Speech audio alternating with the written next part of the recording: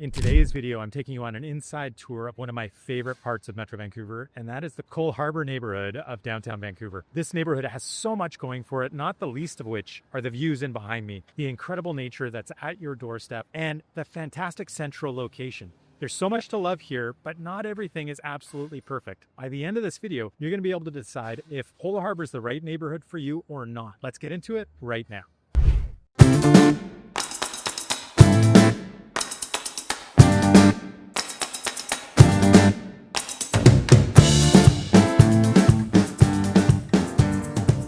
Sebastian Albrecht, and welcome back to the channel. For those of you that are new here, this channel is all about moving to and living in Vancouver. And today, as I mentioned in the introduction, we're exploring Coal Harbour. And honestly, I can't wait to show it to you. This is the perfect day to be in this location. It is gorgeous. It is absolutely gorgeous. But I'm not just going to talk about all the great things about Coal Harbour. There are some things that you need to be aware of that aren't totally ideal. And those things I'm also going to get into. But first, I want to talk about where exactly we are, because you might not know where Coal Harbour is. And Coal Harbour is on the downtown peninsula of the city of Vancouver, right at the heart of Metro Vancouver. And as you know, downtown Vancouver can be divided into a few different neighborhoods. We have the West End, we have the financial district or downtown, we have Yaletown, and we also have Gastown. And one more neighborhood that you hear about, and you hear about a lot, is Coal Harbour, that neighborhood that we're exploring right now. But where is it on the downtown peninsula? Well, it's sort of in the northwestern corner of the downtown core, and it's bounded to the east by Burrard, to the west by Stanley Park. To the north, it's the water that you can see in behind me there.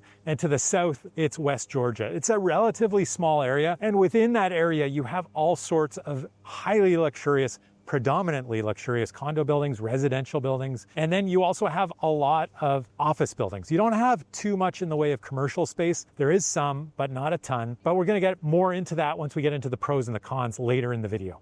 Okay, so now that we figured out where we are exactly, what about who lives in this community? Who lives in Coal Harbour? As you wander around, you're going to notice that there's a lot of people here that don't actually live in Vancouver, but those that do live in Coal Harbour are generally a little bit older. You're going to see an average age, probably mid-30s to mid-50s, somewhere in that range. A lot of highly paid professionals, most likely, a lot of entrepreneurs, a lot of highly skilled, educated people live in this neighborhood that have a considerable amount of wealth. We're going to talk again a little bit more about why that is when we get into talking about the real estate in Coal Harbour. But you also find not just people in that age range, but also an older age range. And a lot of people from around Metro Vancouver and around the world come to Coal Harbour and retire. And the other big group that you're going to see a lot of in this area are a lot of retirees and a lot of wealthy retirees. And they're not just locals. They're people that have moved here from other parts of Canada and other parts of the world to enjoy the fruits of their labor. This is a very high-end, exclusive neighborhood. And you do, if you are retiring, this isn't a neighborhood that you can retire on a budget. This is a neighborhood that you do need a significant amount of equity and financial backing in order to enjoy the later years, later stages of your life. But it is something that it draws a lot of people to this neighborhood. So on the whole, you're going to find that people are a little bit older and considerably wealthier than they're going to be in other parts of Metro Vancouver. And you are going to be somebody that is drawn to sort of the urban qualities that you can get here, but also the access to nature. And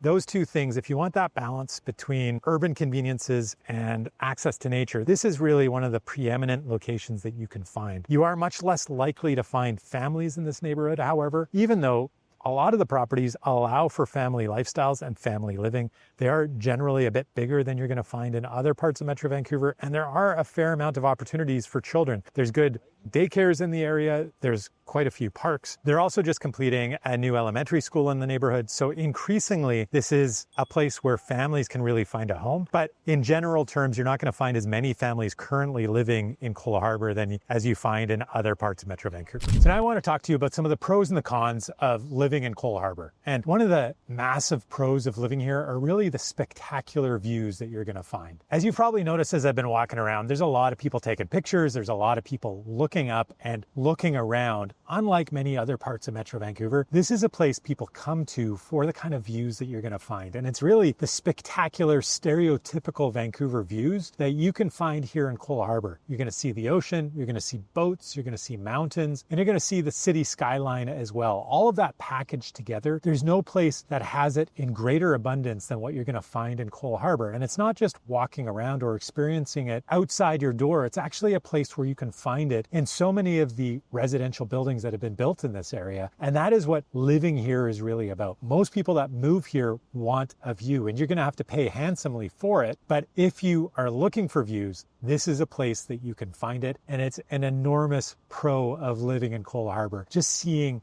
the beauty and the nature that surrounds you is really part of the lifestyle of living in Coal Harbour. Another pro of living in Coal Harbour is this is offering you a luxurious lifestyle. There's very few buildings that have been built in Coal Harbour that are not luxurious. And along with that comes with a certain degree, a certain price point. But if you can afford it and you're looking for a luxury lifestyle, Coal Harbour is the place that you're most likely going to feel most comfortable. The buildings are far more luxurious, built to a higher standard, built with higher quality finishings, with greater amenities. Along with those higher degree of amenities and luxury offerings also come higher strata fees, of course. But if that is within your budget and you are looking for a luxurious lifestyle, you're going to be able to find it in Coal Harbour very consistently. One building after another that has been built here has been built with luxury in mind and has almost been built to exceed the standards of the last building. And really at the height of luxury here, you're going to find Harbour Green, the buildings at Harbour Green 1, 2, and 3. But almost every single building in Coal Harbour is going to offer you a degree of luxury just at different price points. All of them higher end price points in comparison to what you're going to find elsewhere. But if you're looking for luxury, Coal Harbour is the place to find it. So as I mentioned, Coal Harbour is right downtown. But one of the pros of living here, despite being downtown, is actually how quiet it is. And part of that is because of how Coal Harbour has been developed. It's on the edge of downtown, of course, but it is right on the downtown peninsula. But how quiet it is really startling. And that's, as I was saying, because it was developed as more of a luxurious neighborhood, you don't have quite as much density here. You have a little more space between the buildings. There's not areas to get from point A to point B. You're not cutting through Coal Harbour to get to other locations, so you're not really getting through traffic when you're right at the heart of Coal Harbour. And as a result, everything here is a little more peaceful, a little quieter. And even if you don't live here, Coal Harbour is one of those places that you can come to where everything feels like the pace of life is considerably slower. And that is something that you can really enjoy. You can be at the heart of the city essentially, but be in a pretty tranquil, quiet space, and that is also relatively safe. And so that quiet and that safety, those are things that people really do love about living in Coal Harbour. All right, I'm here in Coal Harbour at a beautiful little patio to talk about one of the lessons that I've learned over the years. And many, many years ago, I was not a real estate agent. In fact, I was working as an IT consultant, and I was working in that white building in behind me. I can't recall who our client was or what exactly I was doing there. But what I do remember is that on my lunch breaks, I was coming to this beautiful waterfront patio and just hanging out on the railing that I'm about to walk to. And at the time, this was Waterfront, and the views were gorgeous and incredible. And really, these lunch breaks were some of my most memorable times back 25 years ago, just enjoying this incredible Coal Harbour waterfront view. Now, look at what it looks like today. That is not Waterfront. There's a whole bunch of buildings, and they're very luxurious buildings, of course, but there's a whole bunch of buildings that have been built up right on the waterfront. And so below us, under this concrete, is the CN rail yards. And they were just railway. It was a bluff here. And in fact, the reason that Coal Harbour is called Coal Harbour is because there was a coal seam here on this bluff that was developed in the 1800s, and it was a coal claim. Coal mining claim, I guess. But long after that, it became the CN rail yard. And so when we're standing here, right behind me, you were at the edge of the bluff and you had an incredible view of the North Shore Mountains and the waterfront and Coal Harbour and Stanley Park. Now, it's pretty hard to imagine right now because all we see, I mean, there's some lovely trees, so a little bit of greenery, but there's condo buildings built there. And those are amazing condos. I highly recommend them. But imagine if you bought in this building that I'm standing in front of right now, thinking you have this water view, it's protected, there's no way somebody can build in front of you. Of course, what happened? Somebody actually did build in front of you. They just dumped a whole bunch of concrete here and built a bunch of condos. And the view is just on the other side of these buildings. But what this taught me is to be really hesitant and really guarded about guaranteeing that a view is going to remain. And the value of a view is something that you really want to think long and hard about and do a lot of research on, because if you're buying in a location and you're paying a premium for the view, you want to make sure that that view is going to exist for a very long time. And in my experience, this is just one example, but I run into people all the time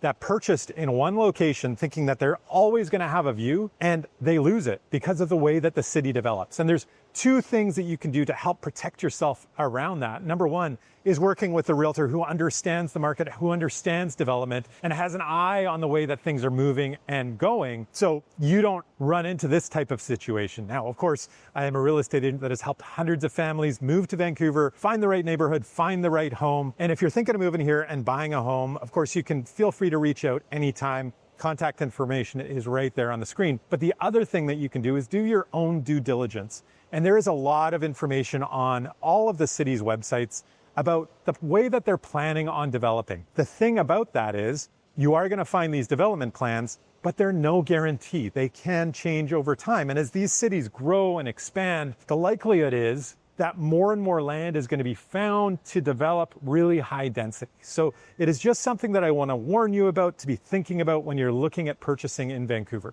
whether it's in Coal Harbour or anywhere else. The fantastic central location of Coal Harbour is another one of the big pros of living here in Coal Harbour. It's right in between the financial district of downtown Vancouver and Stanley Park. And that dichotomy, that urban nature, as well as that access to nature, combined to be really at the core of what makes living in Coal Harbour so popular. But it's a central location that I think is really important to understand why so many people end up being drawn to live here. And it's not just at the heart of the downtown core, but it's also kind of at the heart of Metro Vancouver, and it allows you to get in and out of the city very easily. We're just at the edge of the city of Vancouver here, and so you can head up north and into the mountains really easily. You're right on the ocean. You can get onto the ocean. If you have a boat, there's an opportunity to have moorage and get on your boat every day if you really wanted to, or up into the mountains and go skiing in the local mountains, or head up onto the highway through Stanley Park and the Sea to Sky Highway up to Whistler or Pemberton, and also to get it up to Horseshoe Bay, where you can hop onto a ferry and get out onto Vancouver Island or Bowen Island or the Sunshine Coast. All of those opportunities to get out of Metro Vancouver and into other parts of Metro Vancouver are offered to you here in Coal Harbour. And so that central location is really at the heart of what people really do love about living in Coal Harbour.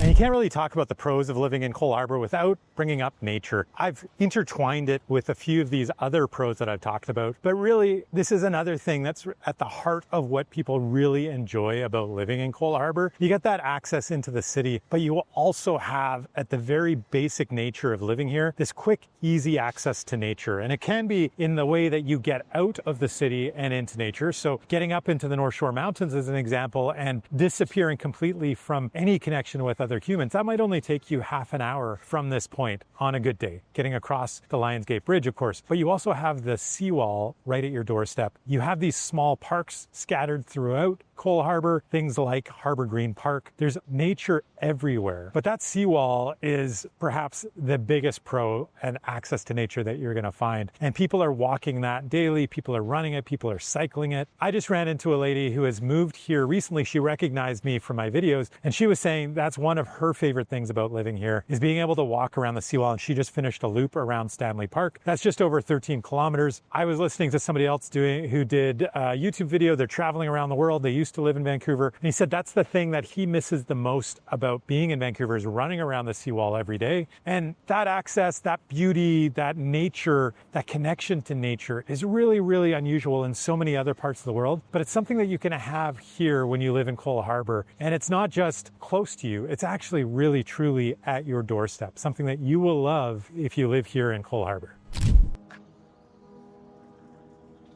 you hear the horn? That means it's noon in Vancouver. There's two times you can tell in downtown Vancouver. One is noon, where that foghorn rings, and the other is the 9 o'clock gun. And right here, where I'm standing just outside of Cardero's in Coal Harbour, the 9 o'clock gun is just across the water there. So you would definitely be hearing that. Now, I'm standing outside of what is my latest listing over there at 535 Nicola, which is really the inspiration for me coming down here and talking to you about Coal Harbour. Normally, I'd love to be able to show you inside that unit and help you experience what it's like to live here, not just on the outside, which is definitely a lot of what we're going to be exploring today, but also on the inside to see what it's like living in the real estate that is part of the community here. Unfortunately, we can't do that today. And the reason for it is 535 Nicola, and specifically Unit 305, is tenanted, and it's tenanted for a very long time by the exact same tenant. And tenants, this is one of the key learning points here about real estate in Vancouver, is when there is a tenant involved, it can become much more challenging to show a property and much more difficult to actually sell it. And as you may or may not know, a tenant has a lot of rights in British Columbia, and justifiably so, because this is their home, and it's a home that if it does sell, they may lose. And they might lose it if they're on a month-to-month tenancy. If they're on a fixed-term tenancy, there's no chance that they can lose their home. But when it's month-to-month, and most properties, when they're going to be listed in Metro Vancouver, are going to be on month-to-month tenancies, but that tenant has to be given 3 full months notice in order to vacate the property. And that's one of the big challenges. A lot of buyers just don't want to wait that long. And a lot of buyers that I deal with would prefer to be moving in a relatively short period of time. And as a result, a tenanted property becomes far less desirable. The other thing is that the tenant can be sometimes more or less cooperative. And as I said, they don't get anything out of the property actually selling. If you're the owner occupier, you of course are highly motivated to cooperate with your realtor. You've chosen them. You want them to help you sell that property as quickly as possible. So you're probably going to listen to a lot of the advice that they have. But if you're the tenant in a tenant-occupied property, you don't really have any motivation to be super cooperative. And that's the case in this situation. It's an elderly tenant who's having some health issues. He's gone through some personal issues where he's just not in the frame of mind to be super cooperative, and just not physically capable of being incredibly cooperative. And that's his right. In British Columbia, tenants do have a fair number of rights. So in order to show this property, I have to give him 24 hours notice at the very least. I'm not able to do any public open houses here. And that's actually a rule of the strata. And this is a really luxurious strata.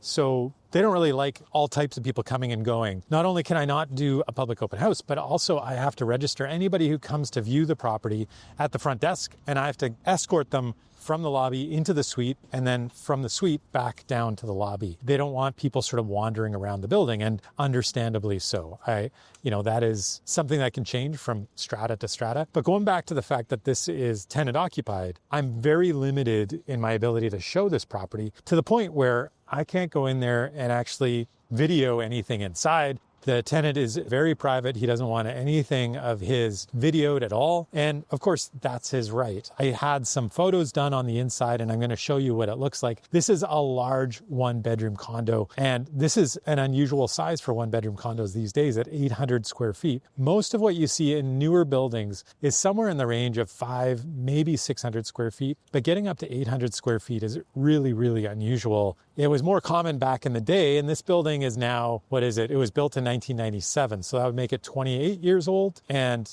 I think, 28 years old. Public math is something that I hear recommended over and over again not to do, but I'm going to do it for you. Not that that was super complicated. So the building behind me is 28 years old. This particular unit is tenant occupied, but this is also an incredibly luxurious building, which is not unusual in this area. This is an area that is full of luxury buildings, but of course this is a building that was built in another era. And so you see a much larger 1-bedroom here than you would typically see in a strata that is built in this area that is newer. In this kind of space, you'd usually see 2 bedrooms. Now, there is 1 parking stall and 1 storage locker that's included. In this strata, there's also some incredible amenities, and you get things like a nice pool, a nice gym. The concierge here is 24 hours. The concierge has been there for something like 20 years. He knows, as I was sitting in the lobby, he knows pretty much everybody that is coming and going. He recognizes that I'm not somebody who's been there before, or at least not regularly. And so, that's a nice protection as well. A lot of buildings advertise that they do have concierge service, but they do not have 24 hours concierge, which is sort of a feature of a much more luxurious building. It's quite expensive to have that. And so only stratas that are really at that luxury price point are going to have 24-hour concierge. They're much more likely just to have Monday to Friday, 8 hours a day. And for the most part, the people that they're hiring are really just security guards. They're not offering any real level of service, which you are going to get in a building like 535 Cardero in behind me here. So really what you're getting when you're purchasing in a building like this is you're getting this location. I'm right here on the seawall. People are strolling by me. There's Carderos right here. Lyft is just a little ways away. There's a couple coffee shops right here. The Weston Bayshore is right here as well. We're not too far away from the Fairmont Pacific Rim. You're getting a lot of really nice restaurants, access to the Coal Harbour waterfront and the views. And once again, this suite does have little peekaboo views off of the balcony onto Coal Harbour, but really the biggest amenity is being here this close to the waterfront, this close to the seawall. That is something that everybody in this building is definitely here for. They definitely enjoy, and that is what you're paying for. But you're also paying for the luxurious amenities. The size of the unit is also an incredible bonus. And in this particular case, we are selling this because of the challenge of the fact that this is tenanted, because these owners have owned this property a significant amount of time. There have been no real updates done to this property either, but other sales in recent years have been pushing the $1 million mark. And this particular unit we're selling at what I would say is an incredible value at $800,000. And we haven't really seen prices that low for about 10 years. So for whoever buys this property, it's going to be an incredible value. And I think sort of in terms of a long-term play, this is a really great investment. And especially if you're an owner-occupier, this is an attractive package for somebody that wants to be in this location and find a really strong value, which is tough to find in this market. Now we're going to get into the cons of living in Coal Harbour. And one of the things that you need to get used to is traffic. And as we discussed in the pros, there's so much of Coal Harbour that's actually really tranquil and quiet. But on the edges of Coal Harbour, you're going to find quite a bit of traffic noise. Right in behind me, you can see the intersection of Pender and West Georgia. And those two streets in particular, they're access routes to the Lions Gate Bridge. And so if you want to get from Vancouver to the North Shore Mountains, or you want to get here to the ferry or to Whistler, this is the route that predominantly Vancouverites are going to be taking. There's one of two routes, but to get through the city, this is what you have to do. And in rush hour traffic, it gets insane here. And there is a ton of traffic. Things get really slow. And if you're not living on Georgia or Pender, maybe that's not such a big deal, right? You're not going to hear the noise really when you're right by the waterfront, let's say if you're living at Harbour Green. But you do have to contend with this traffic to get to and from your home. And that's something, if you're relying on a car, you might not really realize. But of course, we are in the downtown core. It's not entirely unexpected that there's going to be traffic. I just want to make sure that you're aware of it. This can be a significant con of living in Coal Harbour. Perhaps the biggest con of living in Coal Harbour is the sterile, sort of isolated environment. This isn't a neighborhood typically people are going to come to for the neighborhood vibes. There's not an enormous connection between people here. And partly that's because of the luxurious nature of the environment. Partly it's the lack of density, the space between everybody that is here. The fact that a lot of people don't necessarily live here full time either, I think has something to do with it. And then I also think it's partially because this area can be overrun with non-locals, right? That's not super common amongst Vancouver's neighborhoods where you're seeing so much transient, so many people that are only here for a few days or a few weeks and just checking out the neighborhood or just coming here from other parts of Metro Vancouver to experience what Coal Harbour has to offer. As a result, this is a place that you're not going to find really tight neighborhood connections. And if that's what you're looking for, this may not be the right place for you. There's so many positives about living here, but I would say this is one of the neighborhoods where you're perhaps going to find the least positive neighborhood vibes. The other con in living in Coal Harbour that has to do with noise would be the sound of float planes. And if you're not expecting it, that might be a bit of a shock to you. But those who live here understand that float planes are part of living in Coal Harbour. There is our one of two major float plane airports that we have. The other one is out by the international airport, but the main one in the city of Vancouver is here in Coal Harbour. And so these planes are coming and going all the time. It's a major way of getting to and from Victoria, sort of for people in business or for politicians, as an example. People are doing that exchange quite often. Back when I was an IT consultant, the company that I worked for was based out of Victoria. And so they used to send me from Vancouver to Victoria quite a bit via the float plane. If you haven't had a chance to fly in a float plane, definitely take it. And one of the little ones, one of those 4-seaters, is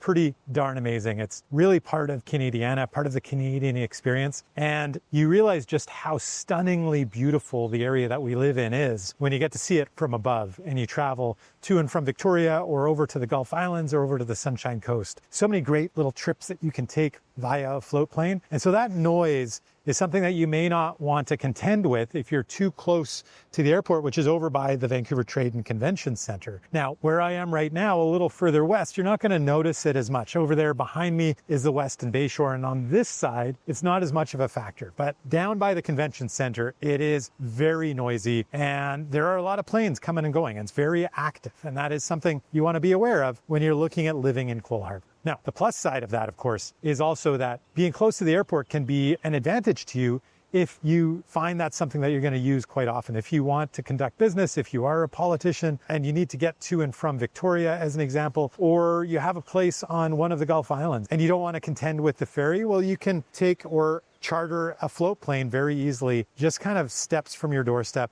which a lot of people who live here do tend to take advantage of.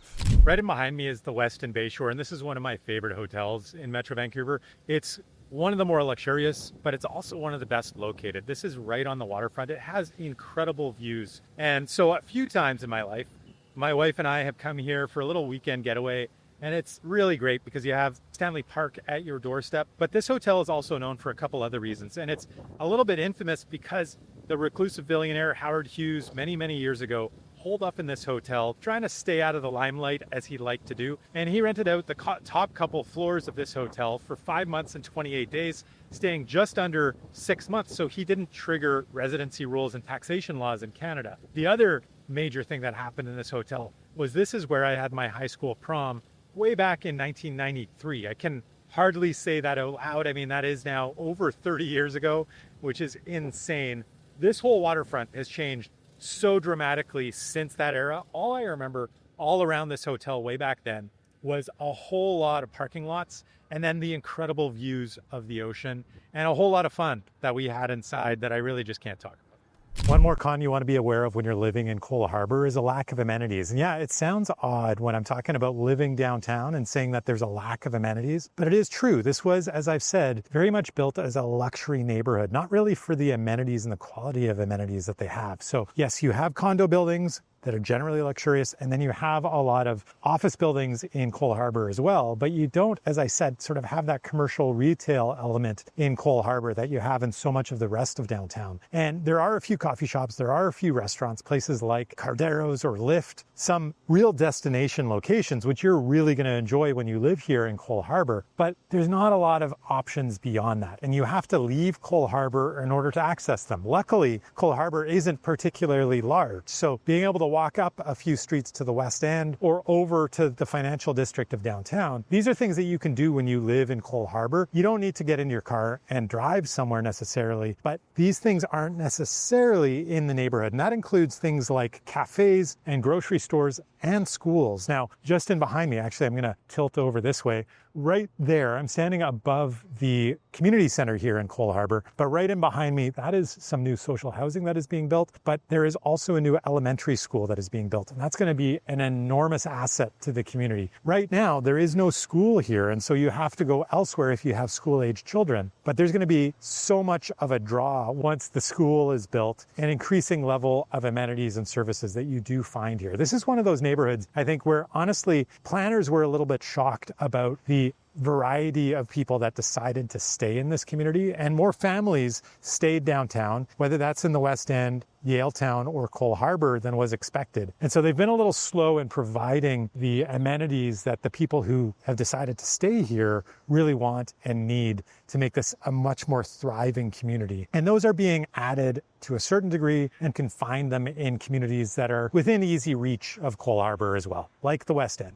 What's on everybody's mind is how much it costs to live in Coal Harbour, and that is one of the negatives of living here, is the cost to participate. Whether you're renting or owning, Coal Harbour is one of the more expensive real estate markets that you're going to find anywhere in Metro Vancouver, and especially because most of what you find here are condos or townhouses. In fact, that's all that there is in order to rent or buy in Coal Harbour. You don't have any detached houses, you have no duplexes. The number of really big condos is relatively limited. There are some incredibly luxurious properties that you're going to find here, and all of that drives up the price point. As I've said a few times, this is a luxury neighborhood, and along with that comes a luxury price point. So you're going to be hard pressed to find anything that's really worth buying in Coal Harbour that's under about $1,000 a square foot. And really, you're going to be looking more in that $1,200, $1,300, $1,500 a square foot plus That's the sort of price point that you're needing to find something here in Coal Harbour. And because units are on the larger side, they're not enormous generally, but because, as I said to you about the 1-bedroom condo that I'm selling, that's 800 square feet. You're not finding a 500 square foot condo here that's $1,000 a square foot. Generally, you are finding 800 square foot units that are around the $1,200 a square foot price point.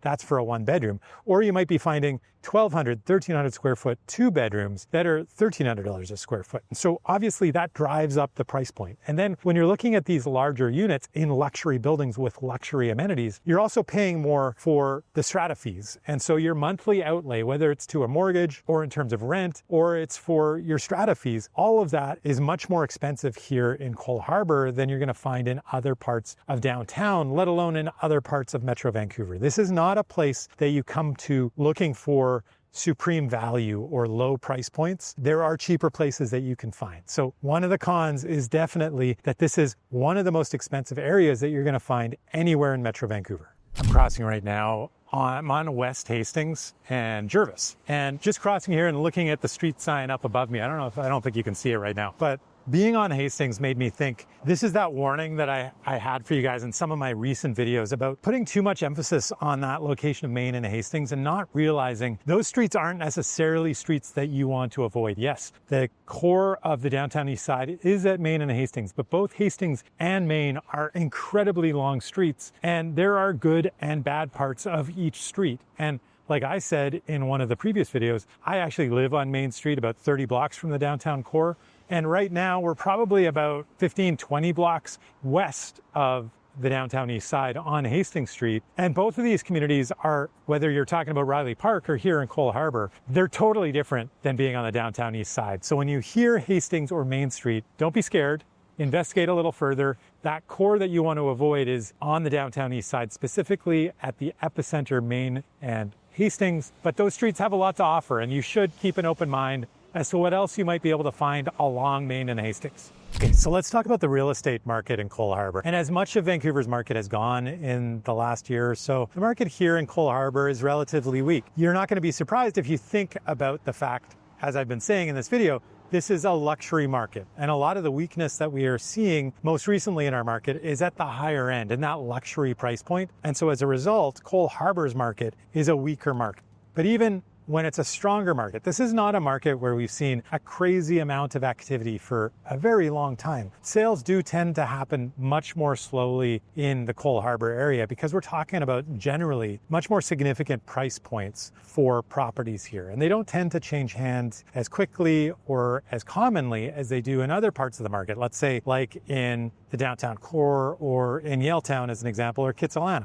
In the last year, what we've seen in this marketplace at $1,257,200 in the last year, this has declined 6.7%. This is a stronger, faster decline than we've seen in the city of Vancouver overall, where it's just been down 2.1%. And then the all-time high here in Coal Harbour is relatively recent. And honestly, I was a little bit shocked by this because for the most part, the luxury price point, the luxury market in Vancouver, the high was typically in 2016 or 2017, just at the peak of the quote-unquote foreign buyers. Now, the peak here, though, was in September 2024, where we reached $1,465,900. And so there's a significant decline that we've seen within the last 6 to 9 months or so. And predominantly, that's in that period of a lot of uncertainty that's come through because of what's going on south of the border of us. And really, Donald Trump talking about the 51st state and about all sorts of tariffs. And then also a bunch of uncertainty around our own federal election. Some of that has been made a little more certain, and we're starting to see a little more activity in our market, but that is yet to return here in Coal Harbour. So there are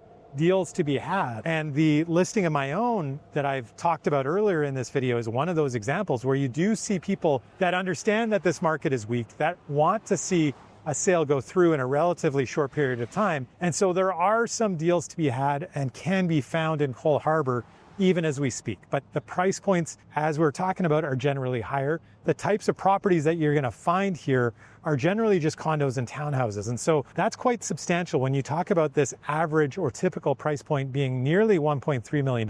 And most of the rest of Vancouver, it may be similar, but you're adding in the houses that bring that typical property's value up considerably. Here, all we're talking about are condos and townhouses. And the typical condo right now in the summer of 2025 is $1,238,900. That's down 7.1% in the last year. So a little bit weaker for condos and a little bit stronger for townhouses, where you see the typical townhouse being $1,671,800. That's down just 4.3%.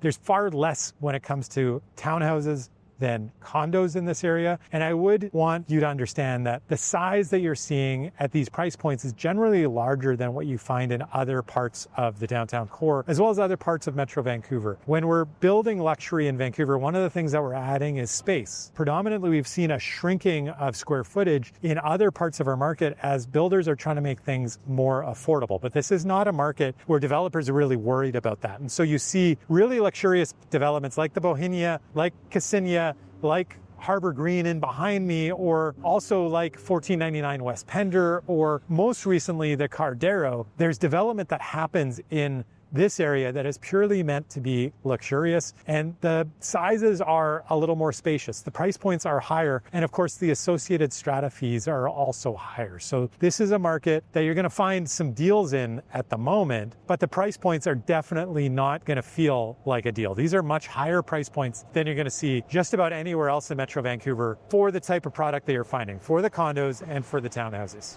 As we're talking about the real estate here in Coal Harbour, I do want to explain a little bit about what you can find in different areas. And so, as I mentioned, we run from Burrard on the east side all the way to Stanley Park on the east side, and from Georgia up to the waterfront. So Georgia to the south and the waterfront to the north. What you're going to find closer to Burrard and the waterfront are a lot of major hotels, places like the Pan Pacific or the Fairmont Pacific Rim, really high-end hotels. And then as you move a little further east, you're going to find more commercial buildings, so more office buildings in that area. But along the waterfront and heading a little further east towards Burrard is where you find newer luxury buildings like the Shaw Towers, like Harbour Green. And as you head along the waterfront further to the west, closer to Stanley Park, the age gets a little bit older. But it is really, all of the buildings right on the waterfront are generally the most luxurious. And then the most recent buildings that have been built are actually off of the waterfront and along Georgia. And that's where you're going to find buildings like West Pender Place, 1499 West Pender Place, and also the Cardero. Both those buildings being very nice, high-end buildings, but they're no longer on the waterfront because there is no more waterfront to develop. And then there's some buildings right on Georgia that are a little bit older, like 1331 West Georgia or 1333 West Georgia. That would be the Cube. Both of these buildings are not what I would say ultra luxurious in any way. They're both more or less investor-oriented, which to a large degree isn't all that typical in this neighborhood, but there are some examples of it. And so I just wanted to make sure you had an idea of the differences there. Oh, and the other thing I wanted to mention is that when you head further west and get closer to Stanley Park and those luxury buildings along the waterfront, that is the area where you're going to find a lot more space between the buildings and a lot more quiet. And it's generally here where we get further to the east and closer to Burrard where the activity starts to bustle a bit and it becomes a little more similar to the downtown core. All these things are important considerations when you think about the right buildings and the right locations of where exactly you're going to want to live in Coal Harbour. And so after all of this, if you're still thinking that Coal Harbour is an area that you're wanting to move, or perhaps you've decided that another part of Metro Vancouver is an area that you want to move, I am a real estate agent that has helped hundreds of families figure out what the best fit for them is, what the right neighborhood is, and what the right home is. And I can help you and your family do exactly that. And if you're thinking of moving here and thinking of purchasing a home, feel free to reach out anytime. My contact information is right up there on the screen. And if you're not quite ready to do that, of course, I have well over 100 videos exploring Metro Vancouver, all the different types of neighborhoods and all the things that you need to think about when you're trying to find a new home here in Metro Vancouver. Be sure to explore that back catalog of videos. But if there's one video I could highly recommend and we should meet on right now, it's this video right here that helps you figure out the lay of the land around Metro Vancouver, not just this specific area. If you want to find the right fit, that's the video you're going to want to check out right now. Thank you so much for watching. I'll see you next week.